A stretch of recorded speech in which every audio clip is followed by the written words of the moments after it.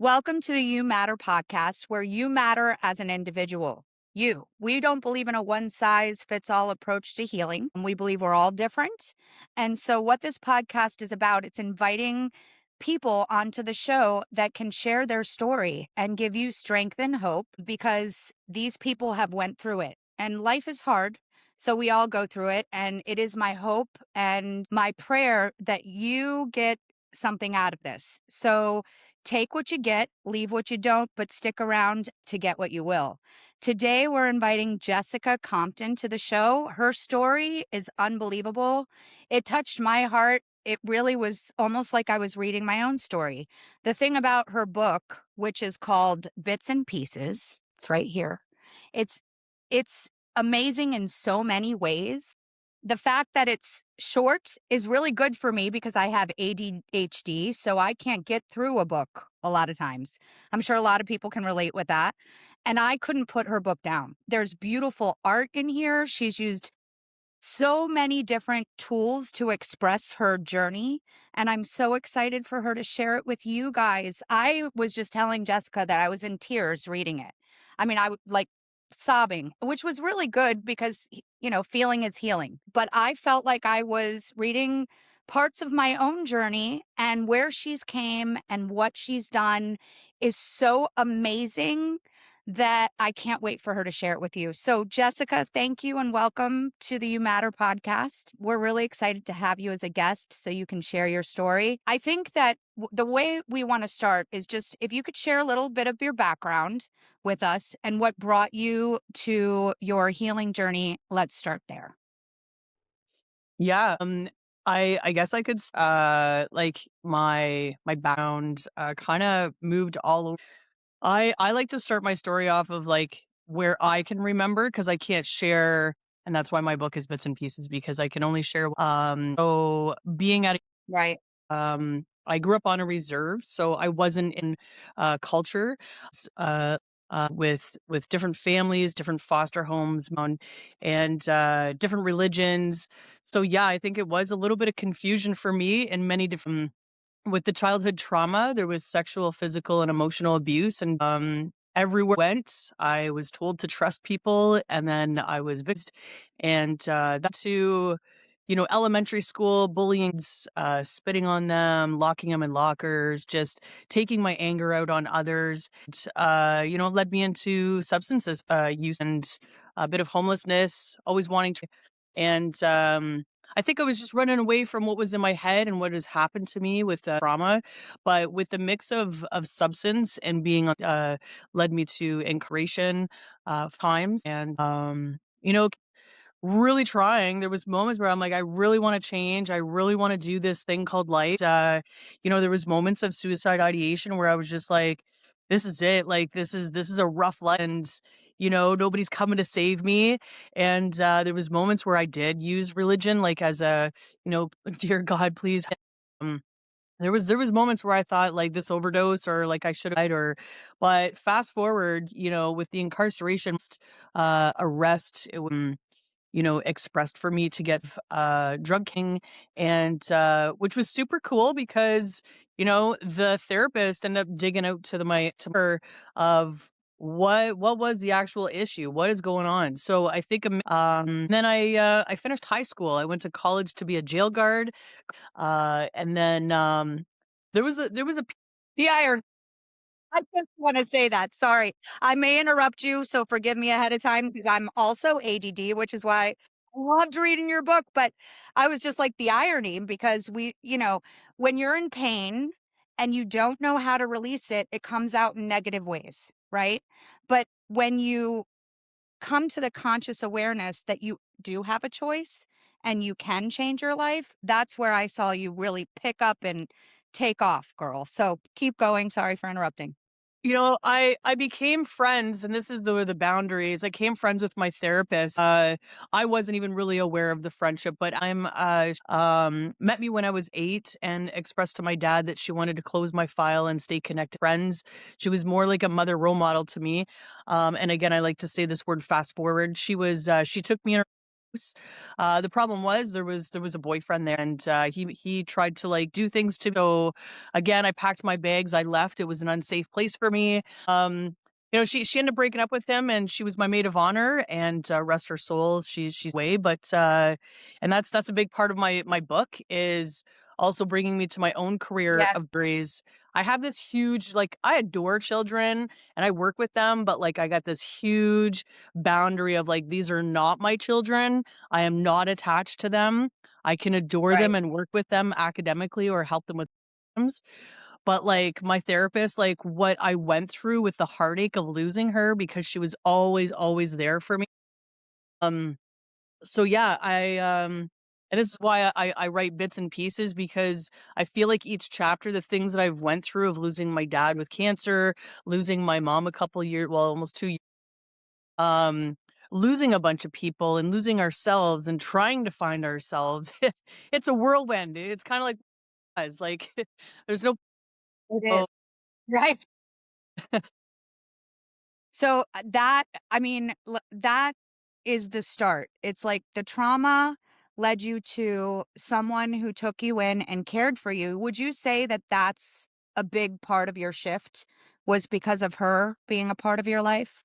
do you know what? I would have to say it, she made a huge impact in my life. But now that I'm older and I look back and I realize that, she was, and I had many guides in my life. And I would have to say if it was teachers, if it was an aunt that took me in, or if it was a neighbor that let me sleep on their couch, like it was all of the things that I guess my life together. Because if that person didn't let me sleep in their closet for 3 weeks, or somebody didn't let me sleep in their garage for a week, or the Salvation Army bin was locked when I slept in a week.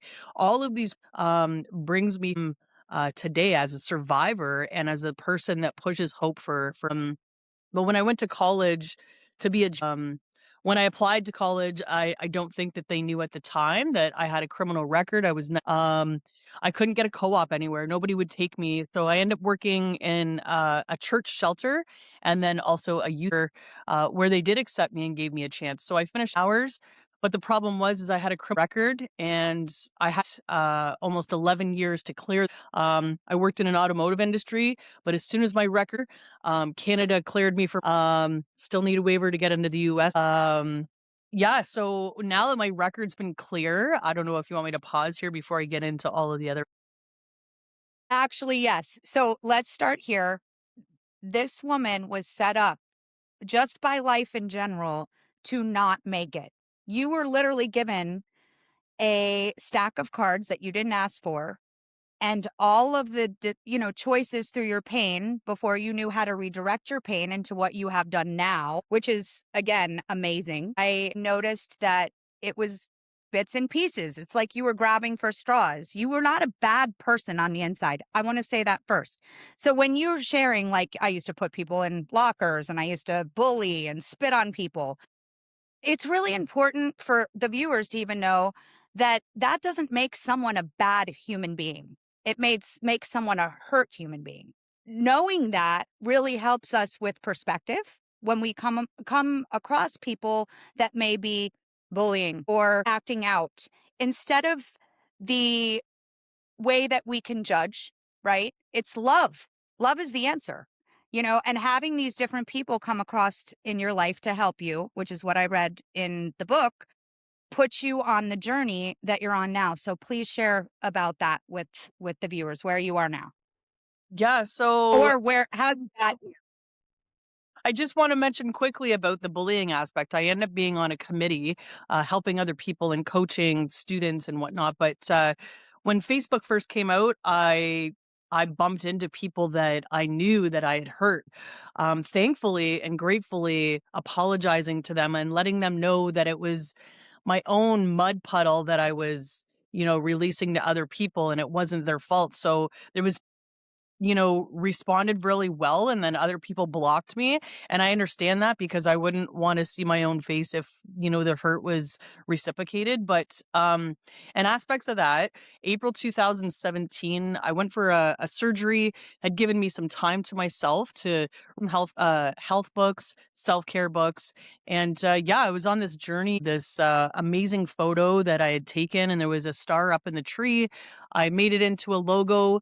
I knew that there was barriers out there for mental health and peer support, so I took this logo and made it as a community organization to go out there, art journaling, some journal workshops, connect with musicians and just create community and collaborate.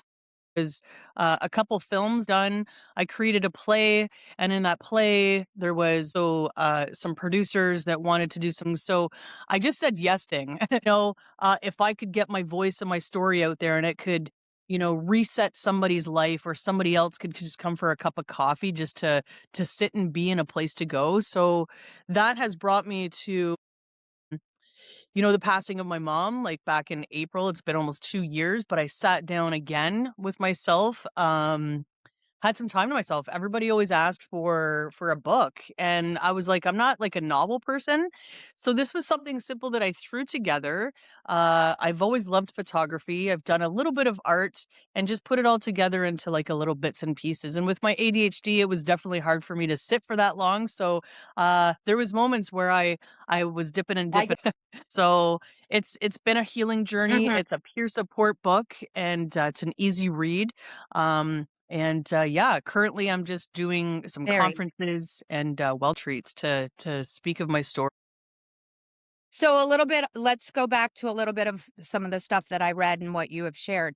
So let's start with the religious aspect, because I myself have went through, I was raised very religious, and so I've had to process a lot of the information that has been embedded in me, and it's actually transformed me as I've learned more on what love looks like and who Jesus actually was, Yeshua, and what he actually came to present to us has been pivotal. A pivotal shift to me is that it's all about love, and Jesus promotes that. He is my guru, I like to say, but I, do believe that there is a part of spirituality and energy out there that if we can tap into the understanding of that, we can shift. So share a little bit about your experience with different religions and stuff of that nature and how that brought Yeah, you here.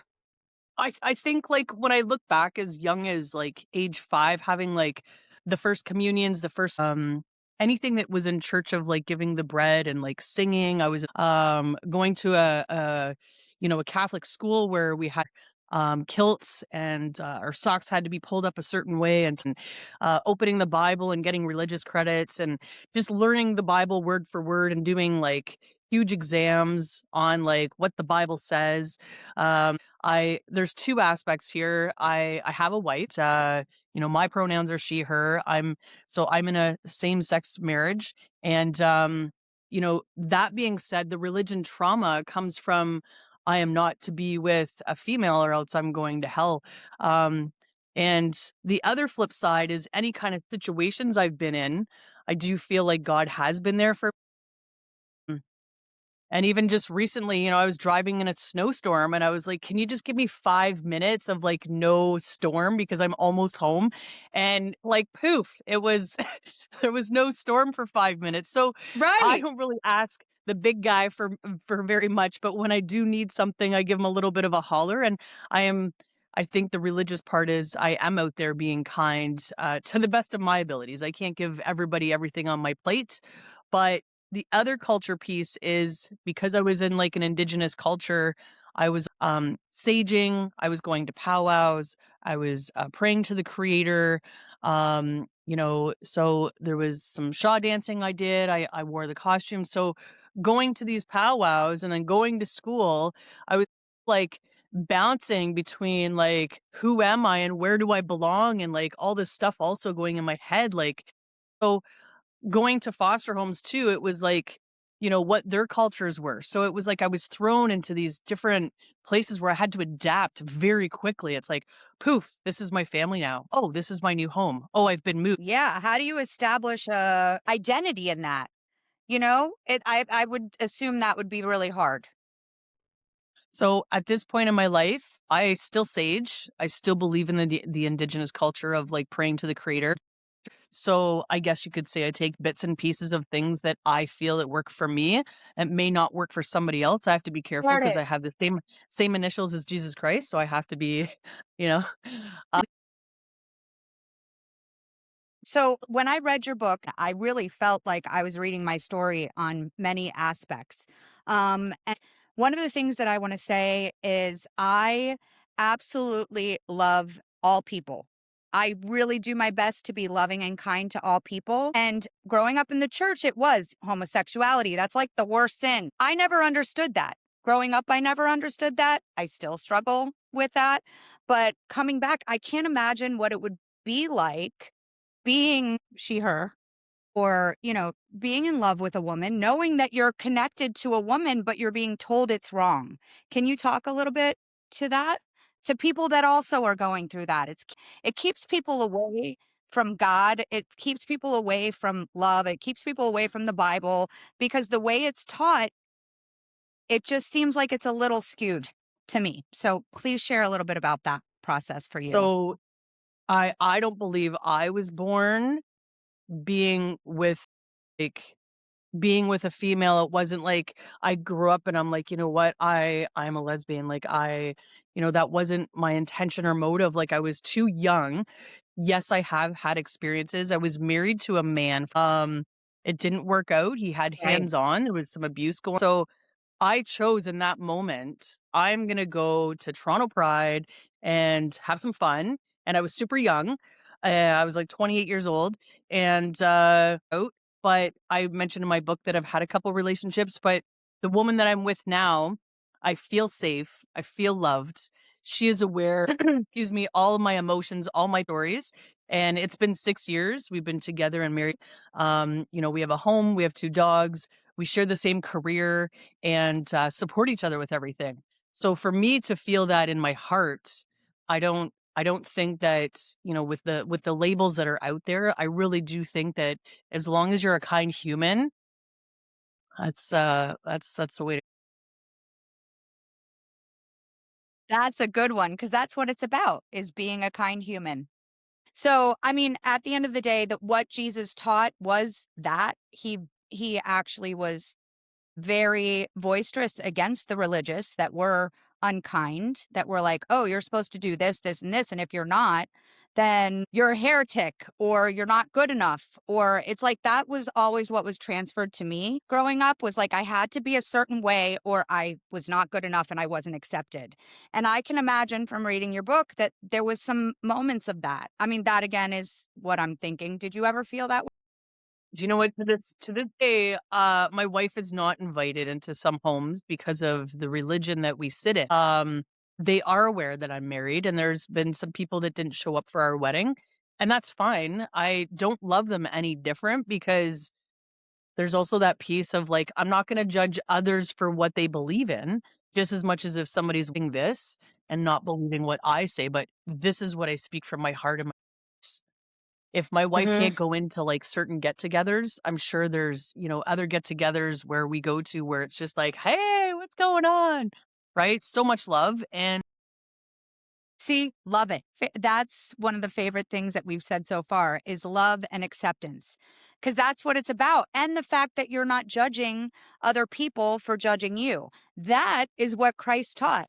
That is what actually we're supposed to be doing. And so I love that you're sharing this part of it because I believe everybody's had some sort of upbringing, from Muslim to, Christian to Baptist to, Jewish, whatever. It's like we're brought up a certain way, but we're all human beings having a human experience. And that's where we all become one.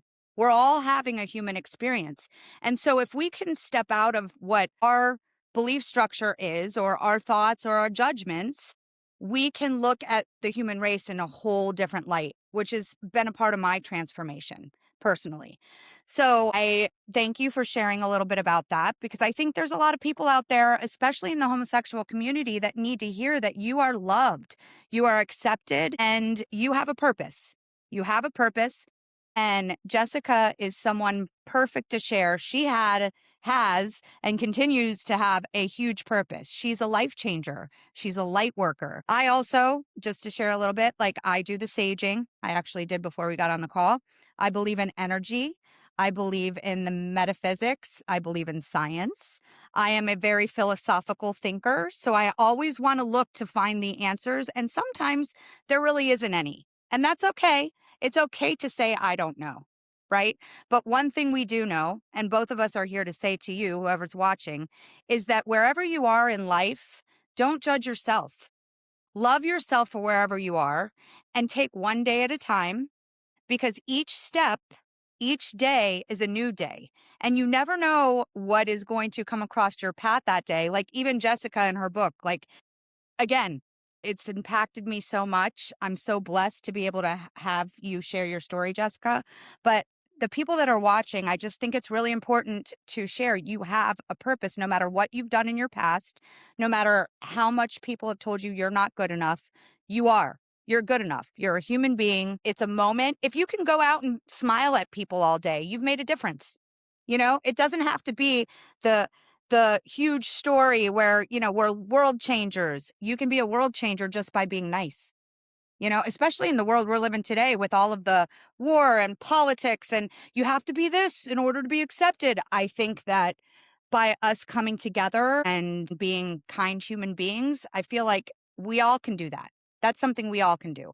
So I want to just come back to your story, Jessica. Please share a little bit about where you are today and your aspirations for the future, but even some of the stories of like people that you've come across that you felt that you've been a positive impact on them. So if you could share a little bit of that. Yeah, so I think like with all the musicians with I'm bringing one musician on tour with me with the book. I also am going back to the college that I graduated at to come and shop and I run a journal workshop for people to be off the technology and the books and I um today in my life I'm an educational assistant in the school board. I also run an aftercare program. I have to close this up too with a piece of like who I am today and where I am is I feel like there's always going to be a continued healing. So I still have work to do. Yes. Trying to live in the moment is really hard because when we're in traffic or we're running to a store, I just feel like why am I in a rush? I'm not even in a rush and I'm in a rush. I have to stop and breathe. And I think you posted this there was like a breathing exercise and I actually did that breathing exercise and it helped me. Sound healing, me Awesome. playing my guitar. I think that going on a hike, the pressure though of having to do all the things, make sure that we're not doing all of the things and that we actually breathe. Yes. Yes. So it's funny that you're sharing this. These are all my tools too. So one of the things that I have struggled with, and I don't know if you have or not, but it's like if I don't do it every day, then I didn't do it right. I'll do that too.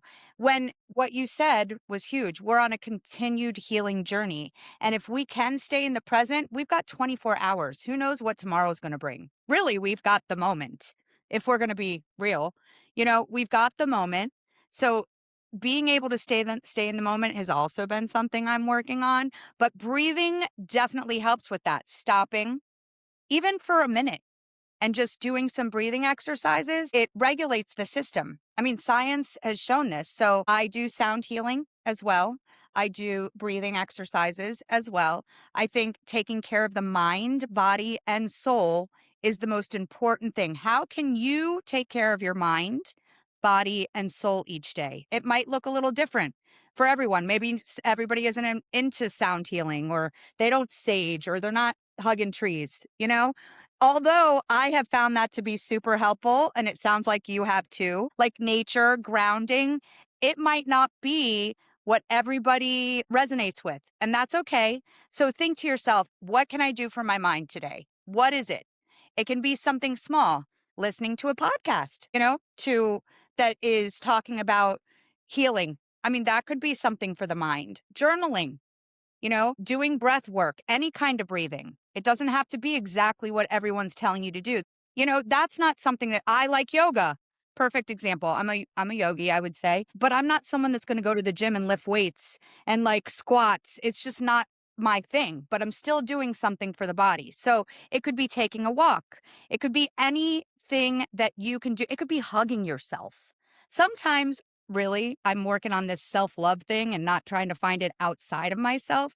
I'll just stop and hug myself and be like, I love you. And it can be like that day. That to me is taking care of me, right? It doesn't have to be so intense. It can be easy things. Music is a huge tool. So speak a little bit about music and art and how that's been effective for your mind, body, soul.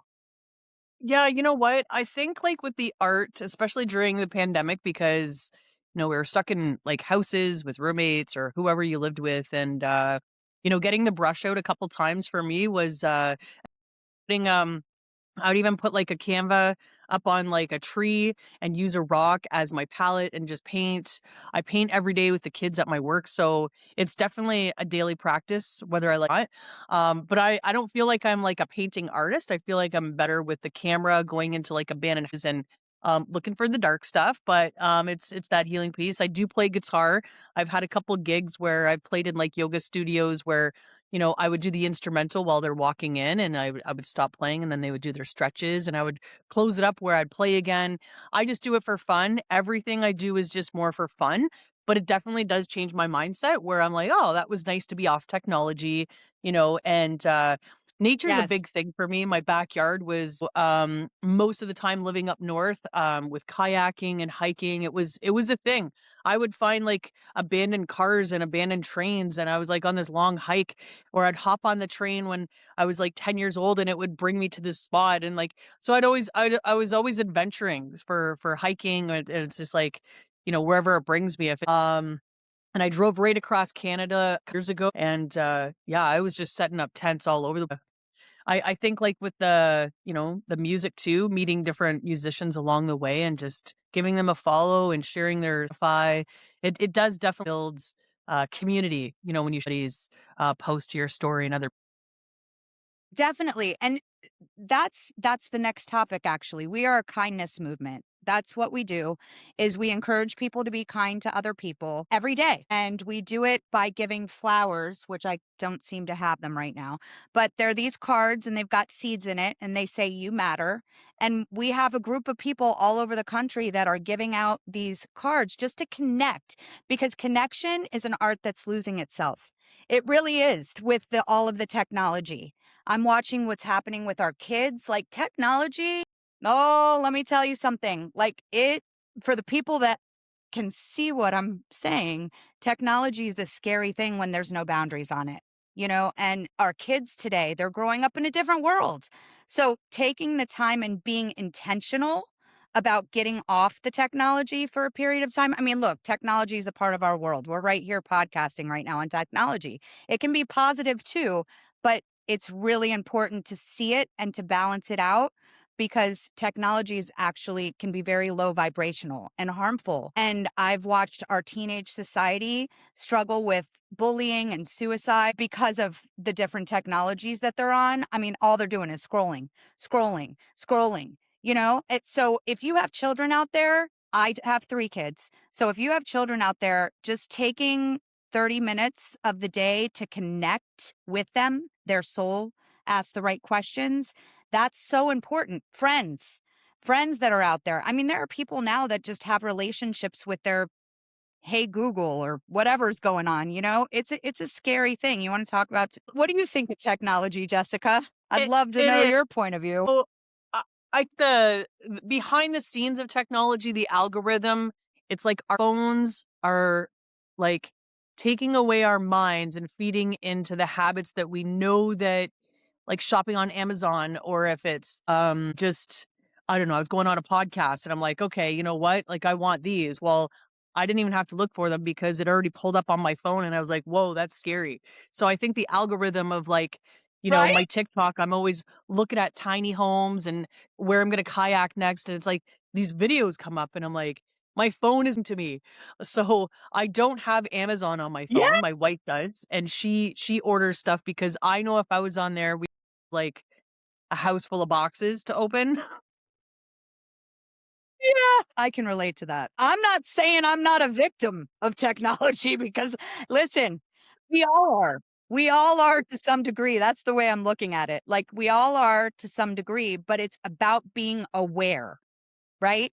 It's kind of like what you said. It's like, whoa, the technology's listening to me and it's pulling up this thing. It's mind control and it's manipulation.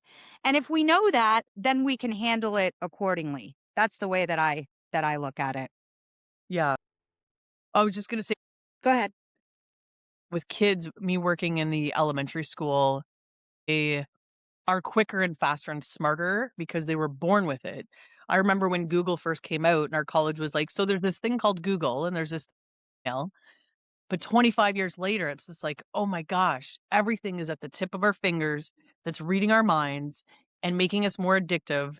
And now they're coming out with books where the books are telling us that there's going to be different diagnoses for these children that don't have enough outside time at the and gaming too much. Yes. Parents, be intentional. I'm saying that to myself as I'm saying it to you. Be intentional with your children.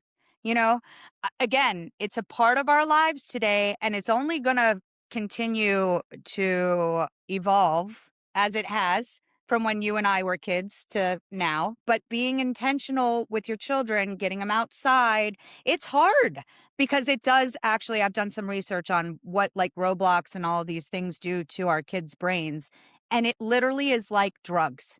It does the same thing. So what I've noticed with my son, so he can have meltdowns at times when I'm like, okay, no more technology time. I actually make a joke to him. And for anyone who's Amish out there, God bless you, because I wish I was. I say to my kids, I'm like, it's Amish day. It's Amish day. This week is Amish week because he had a lot of technology this weekend because I was at a seminar and he was at a friend's house. And look, we can't control it, right? We're not going to worry or put negative energy into what we're doing, but being intentional is huge. So I said, it's Amish week this week. And I tell my son and I show him, this is what it's doing to your brain. I love you so much that I don't want to give you a lot of poison. You know what I mean when I say that. It's okay to disconnect, but watch your kids. It's watch your kids, what they're doing on technology. I could almost cry saying that because, and listen, if you're a parent that lets your kids be on technology all the time, don't feel bad. I've done it. I've done it. I've had to. I'm a single mom, 3 children. So I have had the moments where I had to work and he's on technology. I just pay attention and time limits. Time limits are huge. So that's another thing just to share some of the stuff that I've found is I don't give my son more than 2 hours at a time. That is really important for the brain development. Kids are developing their brain until they're 25 years old. The brain is being developed. So we have to be intentional about what we put in to their minds, And I feel like you working with youth, right? You work with kids. What do you see in our kids today based off of how we live?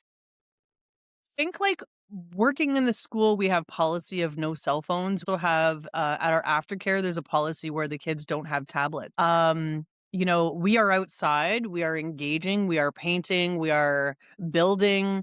We'll take like cardboard boxes and make forts. We'll go into the gym and play basketball. Like we're out in the field making, scavenger hunts, whatever it is, crafts, 50 different ways how to build like your Gami or the airplanes, whatever it is. But there's not much technology.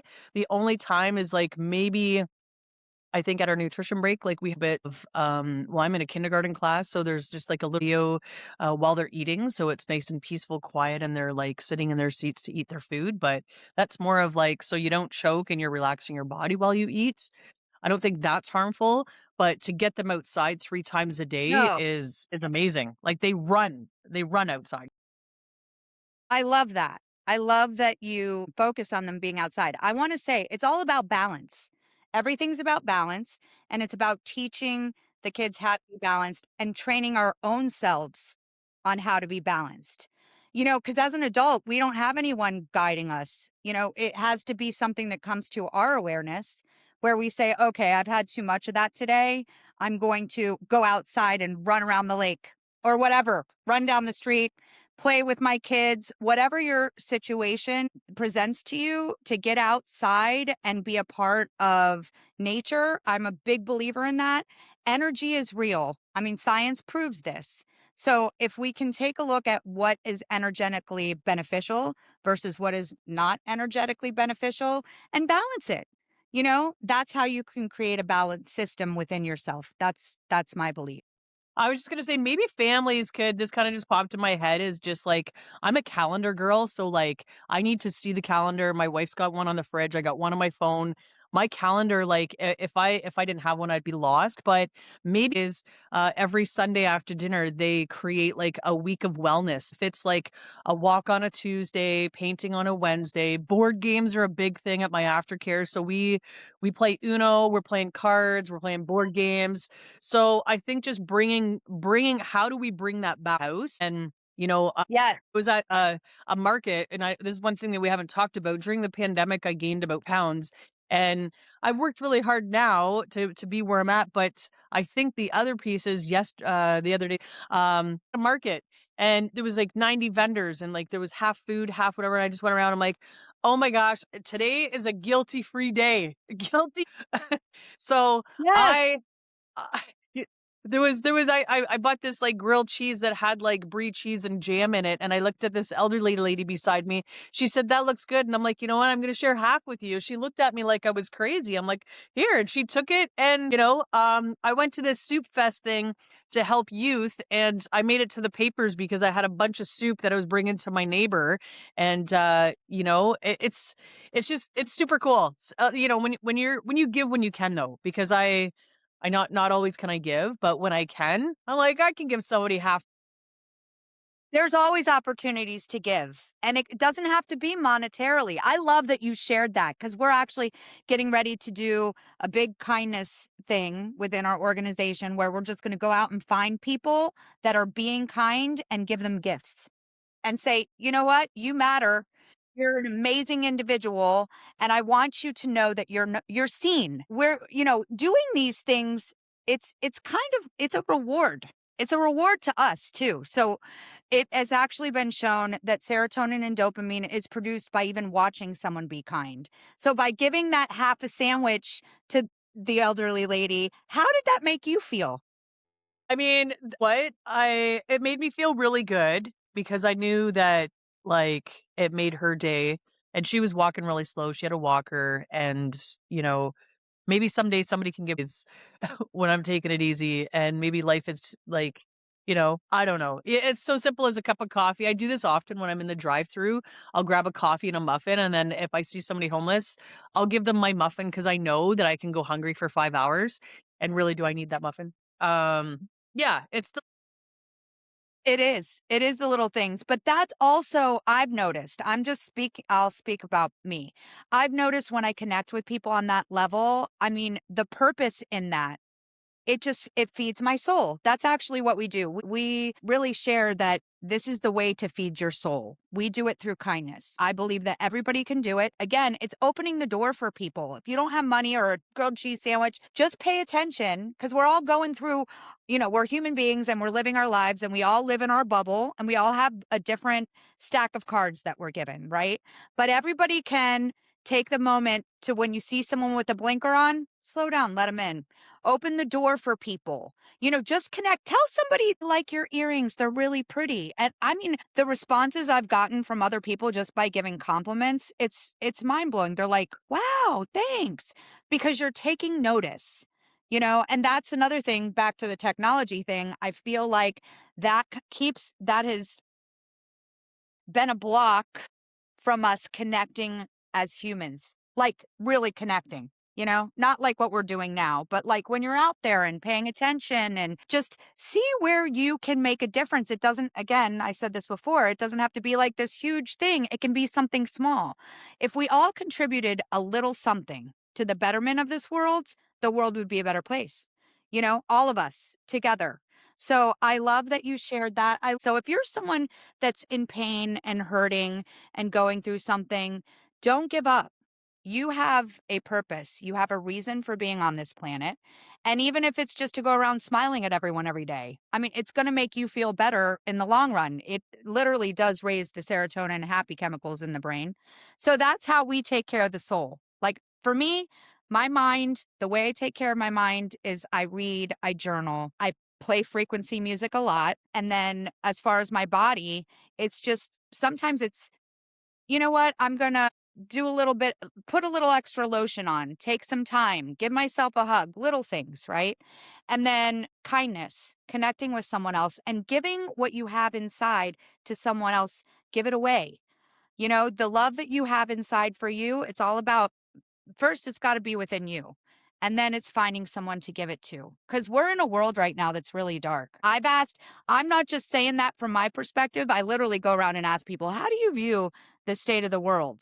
And I would say 9 times out of 10, people are seeing it too. Ever since the pandemic, I've noticed that's when things have really shifted for humanity. Do you have any experience in that as well? Yeah, I mean, during the pandemic, I was very fortunate that I could work online, but I was still stuck inside. So one of the things that was open was food. So I ended up actually going just to get a job part time, just to work in a restaurant, just so I could go and connect with people. Um, I, I didn't. I mean, I enjoyed it, but I also felt there was those limits of, like, where they're, like, telling us not to hike, they're telling us to stay inside, and you only get this many seconds in the I'm like, "Alright," like, I've done some time in jail, but, like, this is biz it really did feel like a jail, so I think people's mental health went like, right pit, and to recover from that, I still think that we're sitting in that recovery, or that Yes. aftermath of, like, how are people doing? Right. The pandemic definitely, a lot of times what I say has definitely shifted humanity. I say this often actually. I'm like, could you imagine if every single person for one day that was affected negatively by COVID was kind to one other person every day? We'd have world peace. Seriously. Like if we could realize that it takes one in numbers to change the world. Like, not one person is going to do it. It's one person coming together to make a difference. It's one person plus one person plus one person plus one person. And I think that you're one of those one people. You already have the intention, you already have the story, and you already have the heart. I really love you. I can honestly say that. I love you after reading your book and just talking to you and even I hope we get to meet eventually. Jessica is going to join us as an ambassador of hope.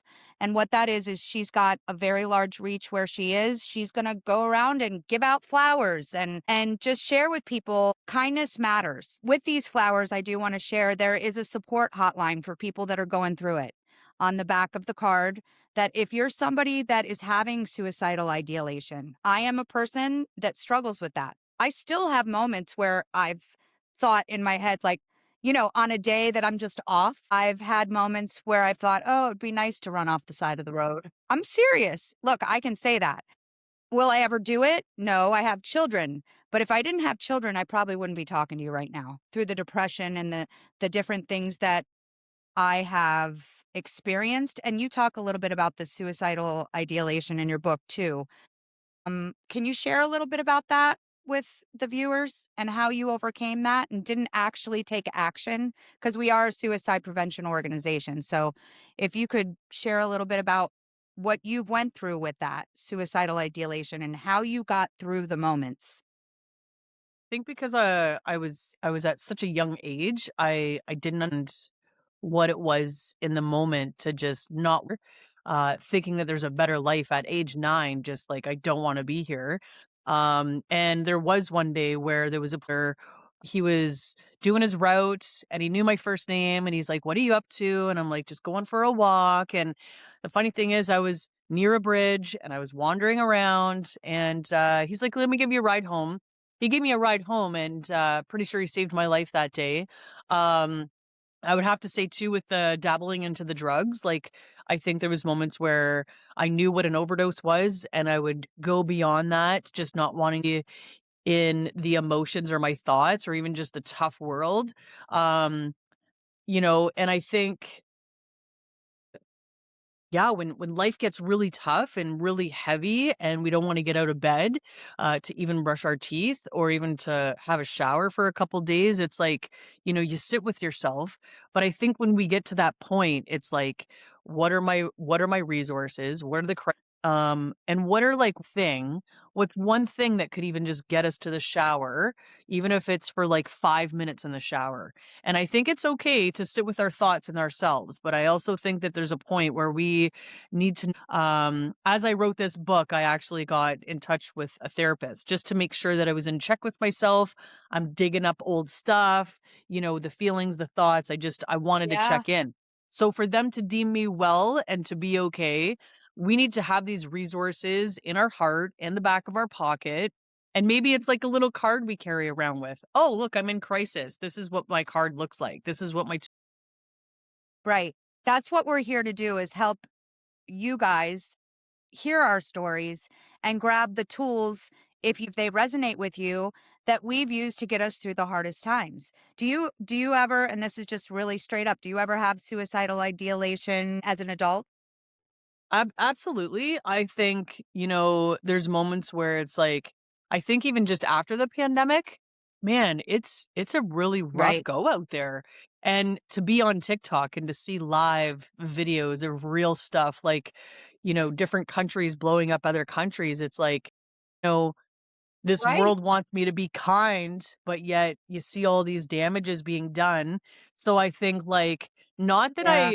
not that it's like a suicide ideation, but it's like, wow, like this world could be a better place. And how do we make those changes? Because this is the technology. We have so much access to this information on how like it was like me sending you a book where customs was like, you can send, you know, you can send anything out there, but you got to like keep track of it and you got to pay taxes. And it's like, well, to send a paper book, we won't ask you for more money. And it's just like, well, I just think like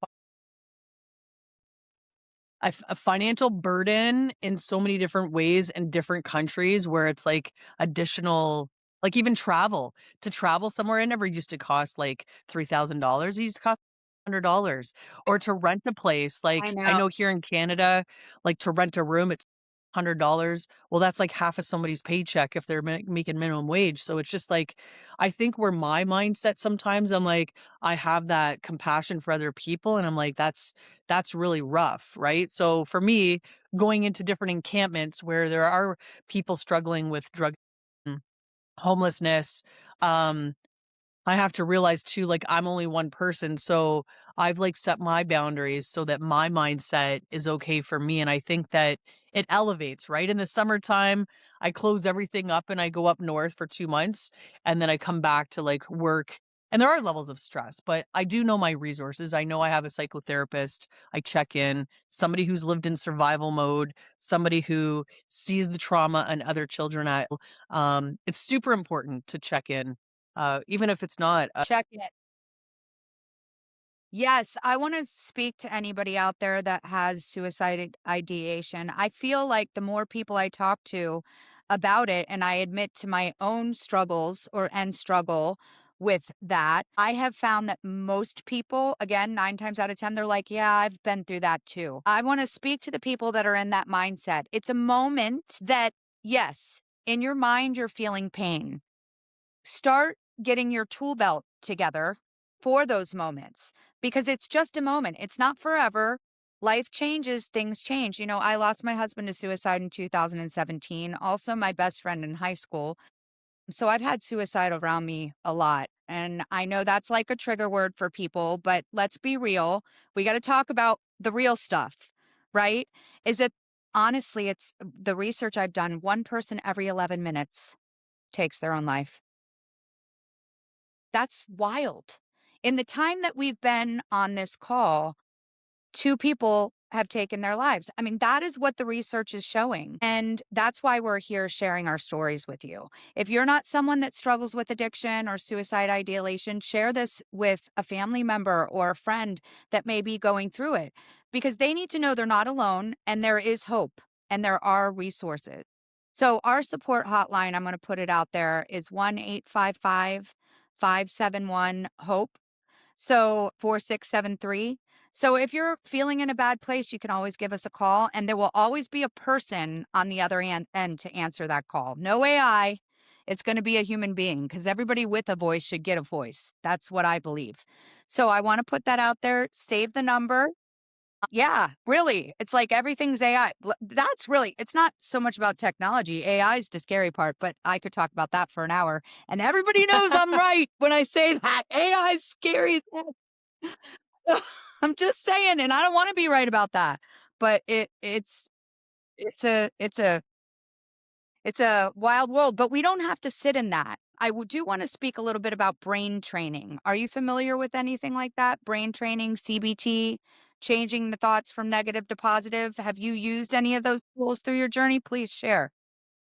Absolutely, and I think, like, just with the, actually last week I was in a grieving session with, a psychotherapist, just with my mom passing and stuff. I just wanted to, I've been through it before, but I think, like, an exercise of putting your thoughts in a jar and just putting it to the side and redeveloping, the front of your brain on how it's wired. And even if it's like, just with even like sound healing, like when I didn't even get anything out of the sound healing until I was in my 7th session. So I was like, "Oh my gosh." It was like I could actually relax as somebody who has, like, a body that buzzes all the time. I was like, "Whoa, this is some good stuff." So I think with the breathing techniques, I think with Yeah, the, mindful exercises, give it a chance because, mindful. um, like I said, when you posted your story this morning, I was actually in bed, and in the moment, I was like, "Oh my gosh, I have a conference tomorrow," and I was, like, feeling a bit of anxiety, but then your breathing thing came up, and I was like, "Okay, I'm gonna." That makes me feel so happy see, that was for you, Jessica. Seriously. Thank you. So if you guys are out there and you're struggling, our point, our point, and the reason we're here sharing this is there is hope. And it's small little tools that you can do to get there. It doesn't happen overnight. And it's a forever healing journey, especially if you went through a lot of childhood trauma. I also went through the same as you sexual, physical, emotional abuse when I was a kid. That stuff does change your brain. But here's the good part neuroplasticity is real. You can rewire your brain even as an adult. You can rewire your thinking. I practice it on a daily basis. Doesn't mean you won't have a bad day. It's just giving you the tools to know how to go, oh, that's a dark thought. Sometimes I laugh at those dark thoughts and I make them funny. Truthfully, I love dark humor saying. So sometimes with the dark thoughts, I'm like, that was funny. But then I'm like, all right, find the bright spot. Find it. And I promise that's been the challenge for me. I'm like in some of the hardest times of my life, I'm like, find the bright spot. And because I'm a solution focused person, I'm like, okay, it takes my thinking off the negative and it refocuses me to find the bright spot. Even if it's hard, there's always something. And sometimes the bright spot is are you learning the lesson? There's a lesson here because we have things to be grateful for. Gratitude is a huge tool for me. I wake up now and I'm like, I'm grateful for my legs. I had a sciatica and was in the hospital. Oh my gosh, I didn't know. I never had some a kind of pain like that. And it's funny because I'm like a suck it up buttercup when it comes to physical pain until I experience it. Now I'm like, I have so much empathy now. You know what I mean? When we go through it, it's like it creates the empathy for the other people, that are going through it too. But during that time, I was like, I am so grateful for my legs. I'm so grateful for the air I breathe. I'm so grateful. I mean, we can find gratitude if we look for it in every situation. Even, the death of my husband. Would I bring him back if I could? Absolutely. Would I have taken that out of my story if I had the chance to? I would say yes, but also that's where Hope Unite came from, was from my deepest, darkest pain. And I speak to a lot of people who the beauty comes from the deepest, darkest pain. My husband was addicted to drugs. We didn't know it. He lived kind of a double life and he never wanted to, well, he never was able to, I can't say wanted to, face that he had an addiction. And so if you're someone out there that's struggling with that, there's no shame.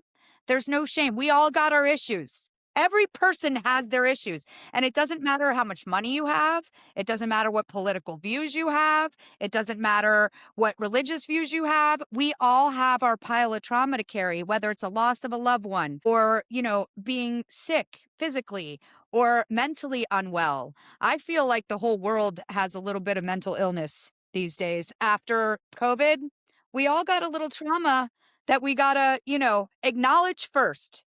So I love you, Jessica. I think you have such a beautiful story. God loves you. You are perfectly perfect just the way you are.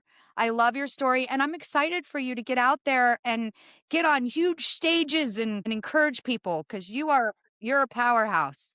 So if you wanted to, well, two things. I'd like you to share with everybody that's listening how to get in touch with you, what it is that you do. If somebody wanted you to come speak or wanted, how would they find you? Yeah, so I would just start with my website. It's got pretty much everything there. I'm gonna add a PayPal just for out of Canada, but I'm doing everything on my own. And yeah, just connect with me through my website at Tree of Stars on Tour, or any platform of social media is Tree of Stars, except for on Instagram, it's Tree of Stars on Tour. Um, I feel like my book, yes, it's a simple read, but it's also like a peer support just to kind of get those conversations going. And I know even just locally here where I am, there's like groups. So I don't know wherever you are. There's also a coffee group here where the last Thursday of every month everybody gets together. It's a safe space. And with like I mentioned with the hiking group, it's like every single Sunday they get together and they're on a hike and they've been doing that for 7 years. So there are other resources where those are free membership. There's not a fee. So connect in your community with will do you well. I know there's many hotlines out there and there's supports as yourself with podcasts, but what works inside for you and what makes you feel good, even if it's been dark outside for a month, the day that the sun is out there, like go take that walk, or if it's somebody else visiting in for a cup of coffee or a cup of tea. Find your tribe. Find your tribe. Connect with the people that build you up. Trust that there's other things going on that you can't see, and it's for you, not against you. So tap into the resources that you have, call a friend, change your mind, listen to some good frequency music. I don't know if you've ever heard of Lincoln Jesser, but he's one of our Hope ambassadors too. He's a DJ energy healer. He's fantastic. Throw some of that on just to switch you out of the negative mindset. Because if you're in a negative mindset, you do have the power to change it. It's just the way you think. So there you go. First 5 people to share the podcast, you'll get a book. Now, I want to tell you, this is like a mental health book. So this isn't just like a read that you're like, oh, I'm reading a story. It's not like that. She takes amazing pictures to connect with her story. It's such an easy read. Again, I have ADD. Usually I can read for 10 minutes and I have to put and read it again and put it down. And I think you're a great painter, Jessica. I'm just Oh, saying, thank just a you. little sneak peek. I think how would we reach out to get your book? It's a little bit of work, but that's okay. The other piece is there's hardcovers and soft covers.